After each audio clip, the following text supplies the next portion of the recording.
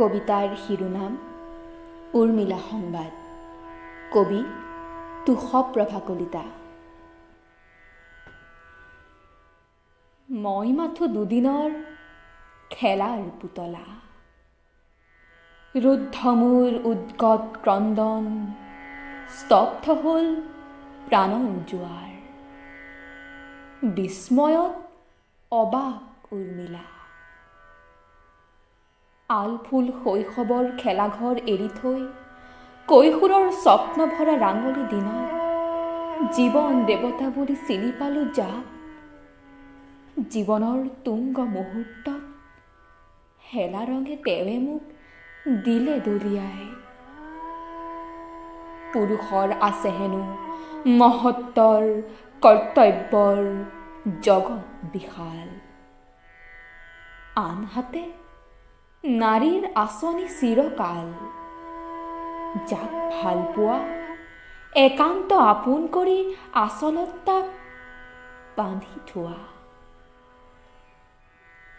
সেই হাই সত্য অনুগামী এক ভ্ৰাতৃপ্ৰেমী অনুজৰ বিৰল নিষ্ঠাৰ মহিমা মণ্ডিত ত্যাগৰ বেদীত বলি মই। বলি মোৰ জীৱন যৌৱন, মোৰ পূজা, মোৰ ভাল পোৱা।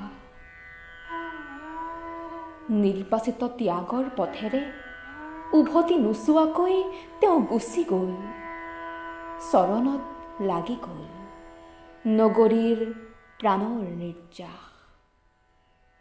কীৰ্তি নিজে অনুচৰী হৈ তেওঁ লগতে আজি গ'ল বনলৈ। এতিয়া ইয়াত ৰাতি, দেশ কাল ব্যক্তি একাকাৰ, মোৰ সত্তা ঢাকি ৰ'ল সূচীভেদ্য নিশ্চিদ্ৰ আন্ধাৰ।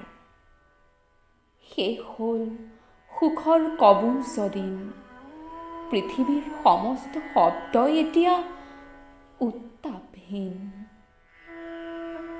অৰ্থহীন সমস্ত কৰ্মই, উশাহত বতাহত অস্তিত্বৰ প্ৰতি কণিকা মহাভাৰ দুঃখ সময়। মই জানো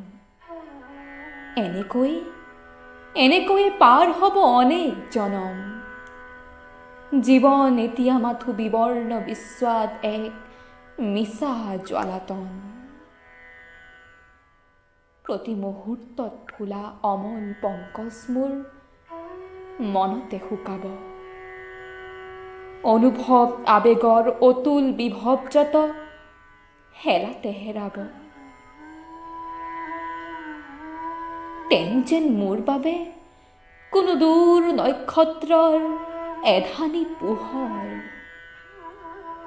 যাক পাবলৈ অন্তহীন প্ৰতীক্ষাত অজস্ৰ আলোক বৰ্ষ যাব পাৰ হৈ। জীৱনৰ আনন্দ মেলাত একেখনি নাগৰ দোলাত একে আসনতে বহি ৰং মনে দোল খোৱা সেই দিনবোৰে স্বপ্ন হৈ, স্মৃতি হৈ, যন্ত্ৰণাৰ তীৰ হৈ বিন্ধে মোৰ বুকুৰ পাজৰ।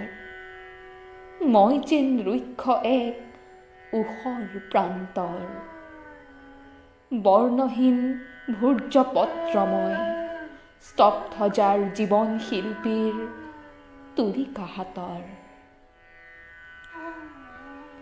ইয়াত এতিয়া হাহাকাৰ, বতাহৰ শুকান নিশ্বাস, বৃষ্টিহীন আকুল নগৰী, কতো নাই জীৱন নিৰ্যাস। এটোপাল কেতিয়া পুৱা বৰাতি নাজানো সঠিক। আন্ধাৰত ডুবি ৰৈ অধীৰ উৎকৰ্ণ হৈ মই তাৰ শুনিম পজাল।